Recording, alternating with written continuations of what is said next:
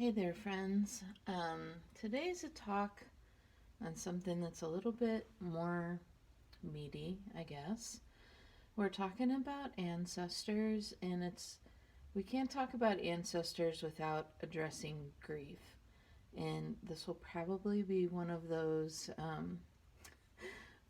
sections of the 31 Days of Samhain that I think a lot of people will probably skip, and that's okay. However, let's talk about grief for a little bit. So, it's been said that grief is just love with no place to go. And I thought that was a really, really good way of expressing it. When we talk about grief, we're always so worried about getting things right and doing it the way we're supposed to. And, you should be over it in a certain amount of time. And, grief is not a carton of milk. It does not have an expiration date. We deal with things the way we deal with things, and it takes as long as it takes. And everybody feels it differently, and that's okay. A lot of times when it comes to grief, we feel like, we're going through we're feeling all these emotions, and and sometimes it just feels like we've been drugged behind a truck. And we get to the point where we're all cried out and we're just kind of dry and crispy and fragile, and that's okay.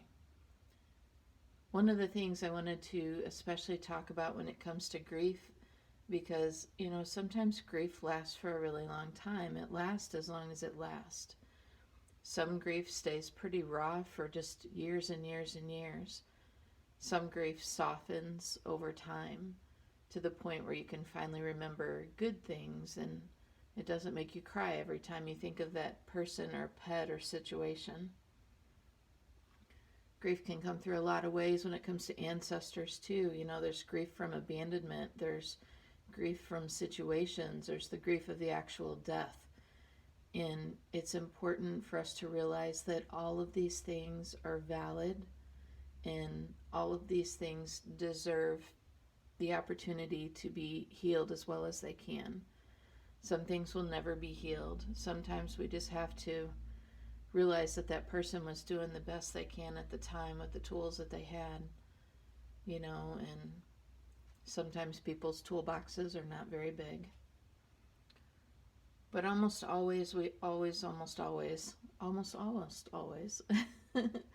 can you tell I feel strongly about that? Um, we almost always learn from it. We learn some sort of lesson in some way, shape, or form.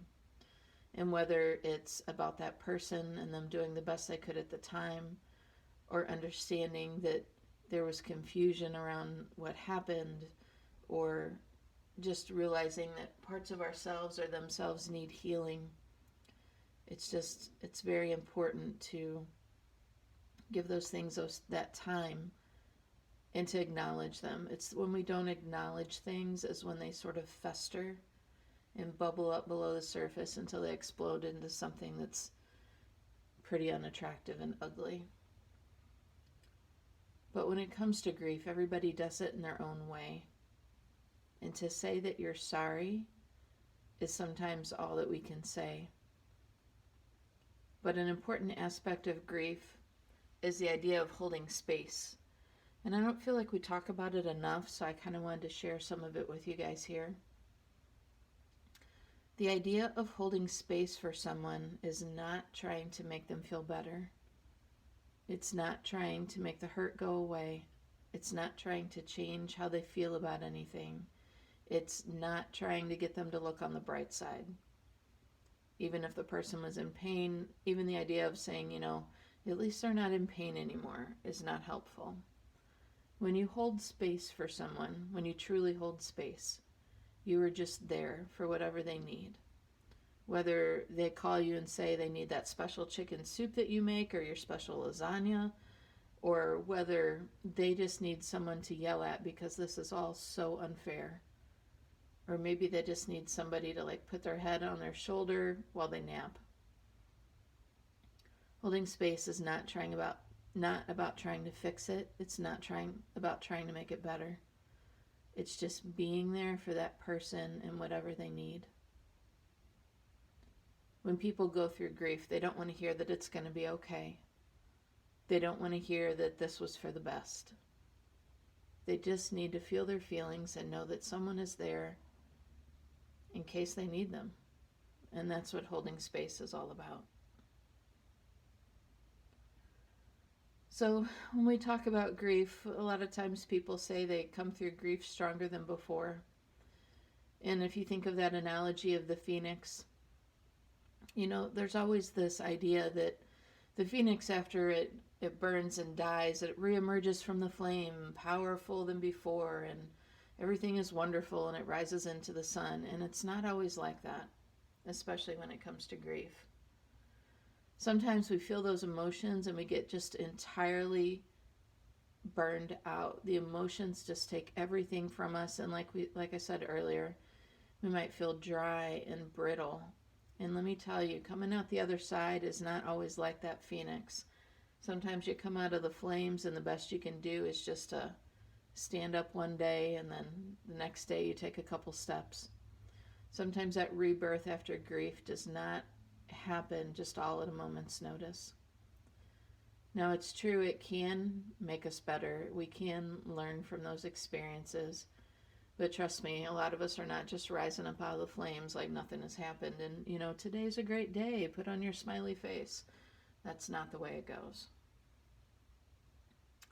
Some grief stays with us forever, to some degree, and some grief fades over time.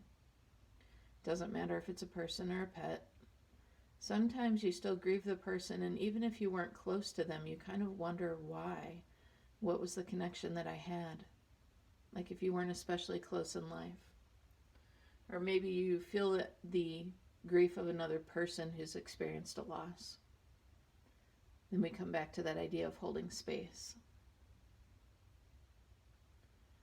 When it comes down to it, they say grief is love with no place to go. But I kind of disagree with that. Instead of love with no place to go, we can try giving love to others. We can try sending love to ourselves for our own healing process. And it's true, it's love with no place to go until you find a place to direct it to. It's kind of like magic like that. Magic has to be directed, and so does love.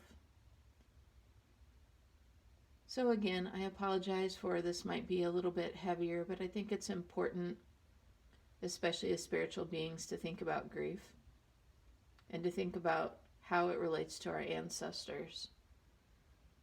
And there are days when I come to our ancestor store in the shop and the pictures I look at make me smile. And then there's other days that I come to it and there's days it makes me cry.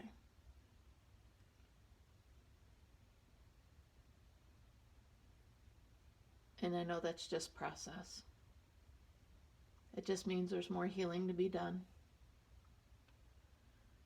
So I would encourage you, when you set up your ancestor altars this year, to really put some thought into it. Don't just set them up and walk away. Set them up and spend some time with your dearly departed, those folks on the finer realms. Some of those folks are people that can help you in your path as you move along. And try to remember them not just at this time of the year, but throughout the year as well. There's a phrase out there in the pagan community, I wish I knew who said it, but what is remembered lives. Lives on in our heart, lives on in those finer planes.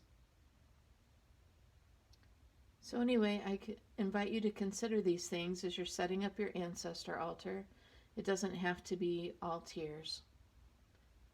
We're encouraged to remember the good times, to make those people's favorite recipes. We'll have that dumb supper at the end of the month. We'll talk about that. But in the meantime, I encourage you to send some love out there to folks that need it, especially in the time that we're in right now. It doesn't cost anything just to send it out there into the world. And I encourage you to do that. Thanks so much for joining us, friends. I know it's not our typical talk, but it's an important one. So I hope you all have a good day, and I look forward to seeing you in the next portion of the 31 Days of Samhain. Thanks so much.